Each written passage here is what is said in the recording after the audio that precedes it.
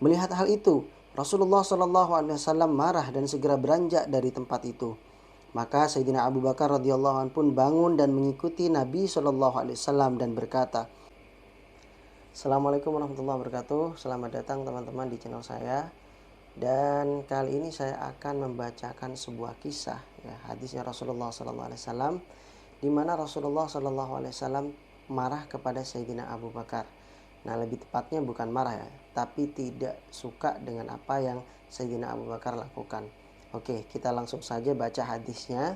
Hadis ini diriwayatkan oleh Imam Ahmad, ya, nomor hadisnya 436, dan ini ada di bab 2.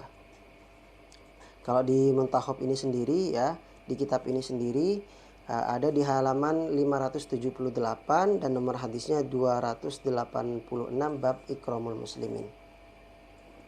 Oke, saya langsung bacakan saja.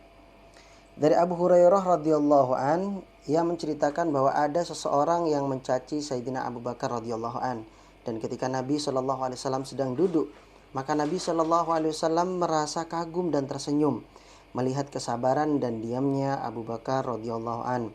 Ketika orang itu semakin banyak melontarkan kata-kata cacian kepadanya, maka Sayyidina Abu Bakar radhiyallahu an pun terpaksa membalas sebagian perkataannya. Melihat hal itu, Rasulullah SAW marah dan segera beranjak dari tempat itu. Maka Sayyidina Abu Bakar radhiyallahu an pun bangun dan mengikuti Nabi SAW dan berkata, Wahai Rasulullah, ketika orang itu mencaci aku, engkau tetap duduk di sana. Tetapi ketika aku membalas perkataannya, engkau marah dan beranjak dari sana. Nabi SAW menjawab, ketika engkau diam dan bersabar, ada satu malaikat bersamamu yang membelamu. Tetapi ketika engkau membalas caciannya, setan datang dan malaikat itu pergi. Maka aku tidak mau duduk bersama setan, karena itu aku pergi. Kemudian beliau bersabda, Wahai Abu Bakar, ada 3 perkara. Yang ketiganya adalah perkara yang hak. Yang pertama, tiada seorang yang didolimi dengan satu kedoliman, tetapi ia membiarkannya semata-mata karena Allah, melainkan Allah Azza wa Jalla pasti menguatkannya dengan bantuannya. Yang kedua, tiadalah seseorang yang membuka pintu pemberian dengan niat untuk menguatkan hubungan silaturahmi, melainkan Allah akan memberinya rizki yang berlimpah. Dan yang ketiga, dan tiadalah seseorang yang membuka pintu meminta-minta dengan niat untuk memperbanyak harta, melainkan Allah Azza wa Jalla pasti akan menambah kemiskinannya. Ada beberapa pelajaran yang bisa kita ambil teman-teman ya. Yang pertama, kita harus belajar menahan emosi kita ketika kita dicaci maki orang lain.